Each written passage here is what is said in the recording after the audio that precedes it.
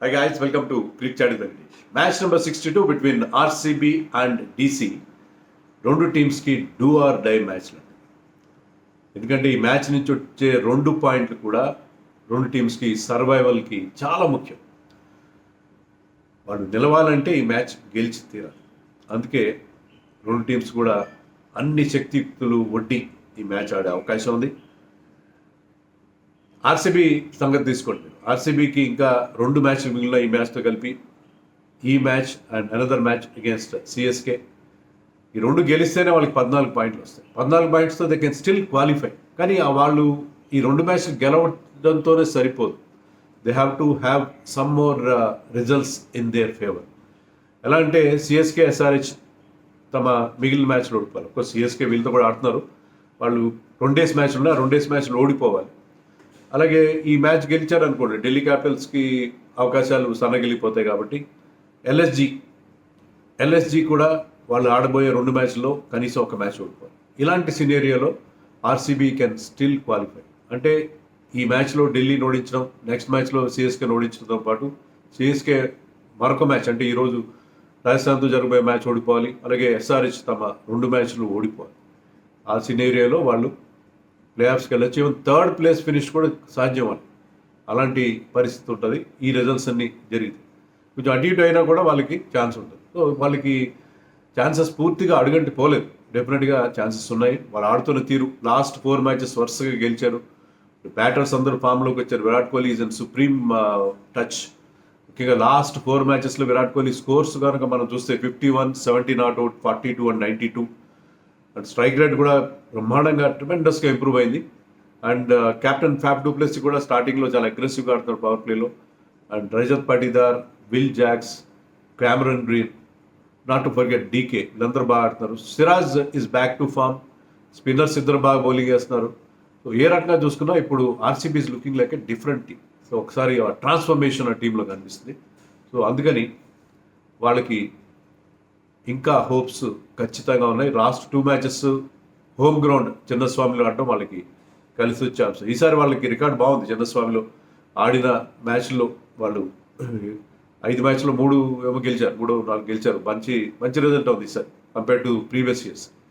వెరాజ్ ఢిల్లీ క్యాపిటల్స్ విషయానికి వస్తే ఢిల్లీకి కూడా ఈ మ్యాచ్ చాలా ముఖ్యం. వాళ్ళు they can still end up with 16 points remaining 2 matches గెలిస్తే. కానీ 16 పాయింట్స్ రావాలంటే వాళ్ళు ఎల్ఎస్జీని ఓడించి వాళ్ళని ఎల్ఎస్జీని కాంపిటీషన్ నుంచి తప్పించే అవకాశం ఉంటుంది. అలాగే ఇక్కడ మ్యాచ్లో గెలవాలి. వాళ్ళు కూడా they need some results to go in there favour. అలా కాకుండా 2 టీమ్స్కి 18 పాయింట్లు వచ్చేస్తే సిఎస్కేకి 18 పాయింట్స్ వచ్చే అవకాశం లేదు. ఎస్ఆర్హెచ్ 18 పాయింట్లు వస్తే సిఎస్కేకి బెటర్ రన్ రేట్ ఉంటే వాళ్ళకి ఇబ్బంది అవుతుంది. So what they have to do is win the 2 matches first and foremost. అది వాళ్ళు కూడా లాస్ట్ 4 మ్యాచెస్లో 3 మ్యాచ్లు గెలిచారు. ముఖ్యంగా జేక్ ఫ్రేజర్ మెగ్గర్ ఫామ్ వాళ్ళకి చాలా ఎంకరేజింగ్గా ఉంది. అతను ఆడుతున్న తీరు బ్రహ్మాండంగా, స్టార్టింగ్లో ఇస్తున్న ఎక్స్ప్లోజివ్ బిగినింగ్ వాళ్ళకి చాలా కలిసి వస్తున్న అంశం. అతను ఈ striking at 244 against pace and mind boggling 323 against spin. అంత మంచి స్ట్రైక్ రేట్తో ఆడుతున్నాడు both against spin and pace. అతను వచ్చినాక ఆ టీంకి ఒక కొత్త జోష్ వచ్చింది. అలాగే అభిషేక్ పొరల్ ఓపెనర్గా అతను కూడా షైన్ అవుతున్నాడు. బ్యాక్ ఎండ్లో స్టబ్స్ అండ్ మిడిల్లో కెప్టెన్ రిషబ్ పంత్. సో వాళ్ళ టీం కూడా ట్రాన్స్ఫర్మేషన్ చూస్తాం. వాళ్ళ బౌలింగ్ ఎప్పుడు బాగుంది. Khaleel he's been doing well with the new ball. వాళ్ళ స్పిన్నర్స్ ఇద్దరు కూడా వెరీ గుడ్. అయితే ఈ మ్యాచ్లో వాళ్ళకి ఉన్న పెద్ద డ్రాబ్యాక్ ఏంటంటే వాళ్ళ కెప్టెన్ రిషబ్ పంత్ ఈ మ్యాచ్లో ఆడట్లేదు. ఎందుకంటే స్లో ఓవర్ రేట్ కారణంగా పెనల్టీస్ ఉంటాయి. మ్యాచ్ ఫీజు ఆల్రెడీ అతను కోత విధించారు. తర్వాత ఆన్ ద ఫీల్డ్ కూడా వాళ్ళకి ఏంటంటే నెంబర్ ఆఫ్ అవుట్ ఫీల్డర్స్ తగ్గిపోతారు అంతా. కానీ అదే కంటిన్యూ చేస్తే ఏంటంటే ఒక మ్యాచ్ సస్పెన్షన్ తప్పదు. సో ఆ సస్పెన్షన్ ఫేస్ చేస్తున్నాడు స్లో ఓవర్ రేట్ గాను. కెప్టెన్ అతను ఈ మ్యాచ్లో ఆడట్లేదు. So Rishabh Pant will be out of action for this match. Suspension అతను మీద విధించారు IPL governing council for slow over rate. దానివల్ల అతని ప్లేస్లో అక్షర్ పటేల్ క్యాప్టెన్సీ చేస్తాడు ఈ మ్యాచ్లో. సో అక్షర్ పటేల్ క్యాప్టెన్సీ కొత్త.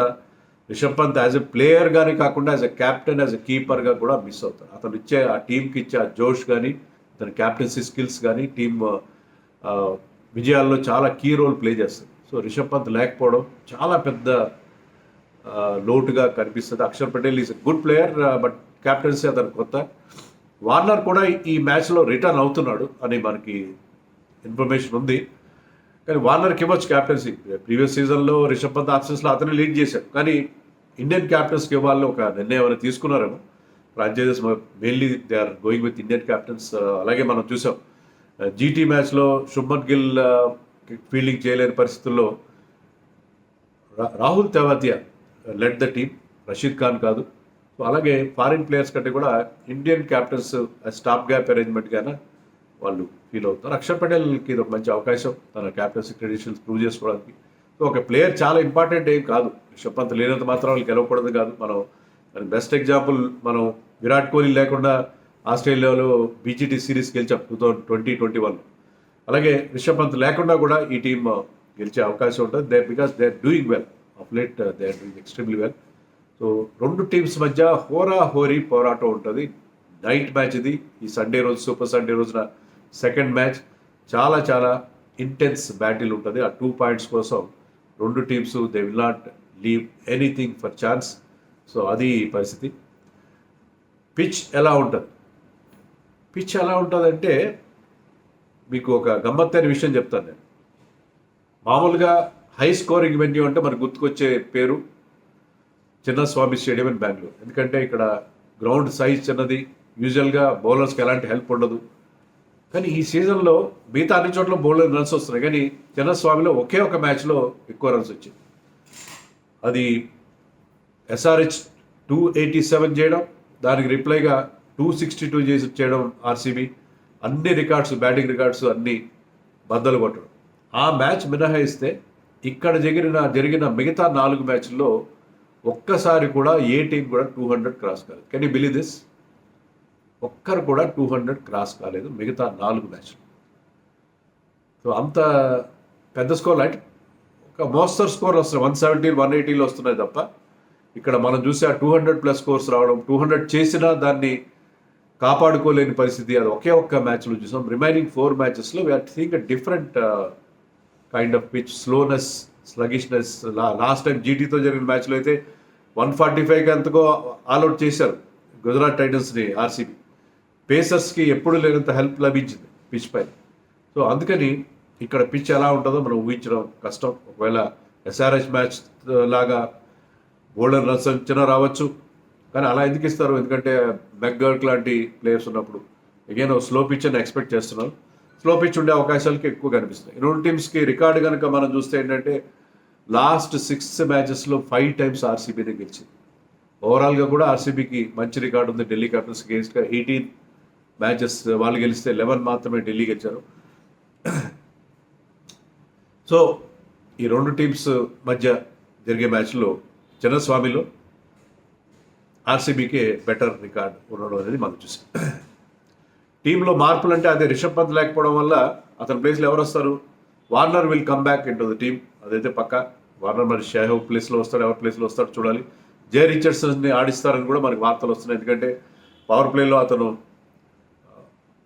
ఓపెనర్స్ని అవుట్ చేయడం కోసం, విరాట్ కోహ్లీ అండ్ ఫ్యాప్ని అవుట్ చేయడం కోసం జై రిచర్డ్సన్ని ఆడించే ప్రయత్నం చేస్తున్నారు. ఎందుకంటే లాస్ట్ మ్యాచ్లో పేసర్స్కి హెల్ప్ ఉంది కదా ఇక్కడ.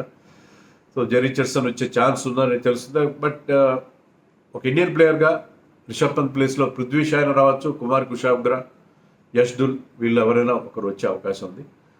అభిషేక్ పర్ల్ వికెట్ కీపింగ్ వాళ్ళకి ప్రాబ్లం లేదు, ఎందుకంటే Abhishek pearl can keep wickets, is keeper basically. షాయ్ hope టీంలో ఉంటే అతను కూడా కీపరే. సో కీపర్స్ విషయంలో వీళ్ళకి బోల్డ్ అంత సప్లై ఉంది. Kumar Kushagra also is a keeper. So keeper విషయంలో ఇబ్బందులు లేవు, కానీ రిషబ్ పంత్ని ఖచ్చితంగా ఈ టీం మిస్ అవుతుంది. ఆర్సీబీ టీంలో ఏం మార్పులు ఉండే పరిస్థితి నాకు కనబట్లేదు. టీం బ్రహ్మాండంగా సెట్ అయింది. ఇప్పుడు స్పిన్నర్స్ బాగా బౌలింగ్ వేస్తున్నారు. మరి ఏదైనా మార్పు ఉంటే మ్యాక్స్వెల్ తీసుకొస్తారా? మ్యాక్స్వెల్ తీసుకొచ్చి ఫెర్గ్యూసన్ పక్కన పెట్టే అవకాశం కూడా ఉంది. ఎందుకంటే మ్యాక్స్వెల్కి కుల్దీప్ యాదవ్కి అగేన్స్ట్గా మంచి రికార్డు ఉంది. కుల్దీప్ యాదవ్ మీద 175 స్ట్రైక్ రేట్ ఉంది. కుల్దీప్ యాదవ్ అతను 4 సార్లు అవుట్ చేసినప్పటికి కూడా కుల్దీప్ యాదవ్ని మిగతా స్పిన్నర్స్ను కూడా గట్టిగా అటాక్ చేయగల ఎబిలిటీ ఉన్న player Glenn Maxwell. So Glenn Maxwell వచ్చే అవకాశం ఆ టీంలో మనకి కనిపిస్తుంది. సో అది టీమ్స్ సంగతి మరి ఎవరికి గెలిచే అవకాశాలు ఉంటాయి? ఆర్సీబీని పట్టుకోవడం కష్టంగా ఉంది. 4 మ్యాచ్లు వరుసగా గెలిచారు. ఢిల్లీ క్యాపిటల్స్కి ఉన్న స్ట్రెంగ్త్ ఏంటంటే ఆ ఎక్స్ ఫ్యాక్టర్ మెగ్గర్ కనుక అదే రకమైన జోరు ఈ స్టేడియంలో అతనికి చాలా బాగుంటుంది. ఎందుకంటే మిస్ హిట్ కొట్టినా 6 వెళ్ళిపోతుంది, చిన్న గ్రౌండ్ కాబట్టి. సో ఇక్కడ కండిషన్స్ ఎక్స్ట్రా బౌన్స్ కూడా ఉంటుంది యూజువల్గా ఇక్కడ. అది అతను ఎంజాయ్ చేస్తాడు. బీయింగ్ ఆస్ట్రేలియన్ ప్లేయర్ ఇక్కడ ఉండే ఎక్స్ట్రా బౌన్స్ అతను ఎంజాయ్ చేసే అవకాశం ఉంది. సో అతనికి మీద స్పిన్నర్స్ ప్రయోగిస్తారు డిఫరెంట్గా. ప్రతి మ్యాచ్లో ఆర్సీబీ వాళ్ళు స్వాప్నిల్తో కానీ బిల్ జాక్స్తో కానీ మ్యాక్స్వెల్తో కానీ అతనికి ఎక్కువ పేస్ ఇవ్వకుండా చూసుకొని స్పిన్నర్స్ కూడా బాగా ఆడతాడు. అతను ఏంటంటే అతను ఎక్కువ ఫుట్ వర్క్ ఉండదు, ఎక్కువ ఫుట్ వర్క్ లేకుండా సాలిడ్ బేస్తో he gives the ball big whack. ఇచ్చే ఆ షాట్ ఎంత గట్టి కొడతాడంటే అది ఎలా మిడిల్ అయినా కాకపోయినా కూడా గ్రౌండ్ దాటిపోతుంది. అంత పవర్ఫుల్ హిట్టింగ్ అతను చేస్తాడు. అలా నల్లకి to miss out slot in the world cup team. But still ఈ ఐపీఎల్లో మోస్ట్ ఎక్సైటింగ్ ప్లేయర్ ఎవరంటే మెగ్గర్గా మనం చెప్పుకోవాలి. అండ్ ఆర్సీబీలో కూడా ఆ ఫైర్ పవర్ మనకు కనిపిస్తుంది. వాళ్ళకి ఇప్పుడు టీమ్ ఆలస్యంగా బాగా సెట్ అయింది. అదే ఫ్యాన్స్ ఫీల్ అవుతుంది ఏంటంటే 1-2 మ్యాచ్లు గెలిచుంటే ముందు పరిస్థితి డిఫరెంట్గా ఉండేదని చెప్పి అనుకుంటాను. కానీ ఇప్పటికీ అన్ని మంచి సెక్యునబుల్ అన్నట్టుగా వరుసగా 4 మ్యాచ్లు గెలిచారు. మరి వాళ్ళకే స్లైట్ ఎడ్జ్ ఉంటుంది హోమ్ క్రౌడ్ సపోర్ట్తో కలిపి. సండే క్రౌడ్ సాఫ్ట్వేర్ నగరం కదా, సండే క్రౌడ్ ఇక్కడ మ్యాచ్కి టికెట్లకి విపరీతమైన డిమాండ్ ఉంటుంది. నేను ఆల్రెడీ చెప్పాను కదా మీకు వేరే వీడియోలో, నేను ఇవాళ చెన్నై మ్యాచ్ చూడడానికి వెళ్తున్నాను. సో ఈ మ్యాచ్ రివ్యూ కానీ చెన్నై మ్యాచ్ రివ్యూ కానీ ఆలస్యం అయితే మీరు you have to bear with me because I will be in Chennai to watch the day match today. అక్కడి నుంచి నైట్ బయలుదేరుతాను, బట్ ఇంటికి వచ్చేసరికి నాకు వీడియోలు చేసే అవకాశం ఉంటుందో లేదో చూడాలి. So that is the situation. మనం ఒకసారి ఫ్యాంటసీ పిక్స్ చూద్దాం. ఫ్యాంటసీ పిక్స్లో ఒక keeper Abhishek Porel, batters Kohli, David Warner, Faf du Plessis, Rajat Patidar, Jake Fraser McGurk and Tristan Stubbs. Allrounders Swapnil Singh, Will Jacks and Cameron Green. ఒక బౌలర్ కుల్దీప్ యాదవ్. ఈ టీం క్యాప్టెన్గా Jake Fraser McGurk, vice captain Virat Kohli. ఒక fantasy 11 నాది అప్డేటెడ్ 11. ఒకవేళ Warner లాంటి వాళ్ళు మిస్ అయితే అప్డేటెడ్ 11 మీకు ఒక టెలిగ్రామ్ ఛానల్లో ఇస్తాను నేను. ఆ ఛానల్ లింక్ మీకు కామెంట్స్లో టాప్లో ఉంటుంది, పిన్డ్ కామెంట్ ఉంటుంది. మీరు ఆ ఛానల్ విజిట్ చేయండి నా అప్డేటెడ్ 11 కోసం. ఆఫ్టర్ ది టాస్ తర్వాత ఏమైనా మార్పులు చేరుకుంటే మీరు అక్కడ చూసుకోవచ్చు. So very exciting match, lot of fire works expected. మరి పిచ్ స్లగ్గిష్గా ఉంటుందా లేకపోతే బ్యాటింగ్ అనుకూలంగా ఉంటుందా? మెగ్గర్కి ఏం చేస్తాడు, విల్ జాక్స్ ఏం చేస్తాడు, కోహ్లీ నుంచి మరొక స్పెషల్ నాక్ చూస్తామా? స్ట్రైక్ రేట్ విషయాల్లో గొడవలు అవుతున్నాయి. మరి కోహ్లీ ఈసారి 200+ స్ట్రైక్ రేట్తో ఆడతాడా, ఎలాంటి స్ట్రైక్ రేట్తో ఆడతాడు? సో ఎవరి స్ట్రైక్ రేట్ ఎలా ఉంటుంది, who will strike the winning card అనేది ఇంపార్టెంట్ కదా.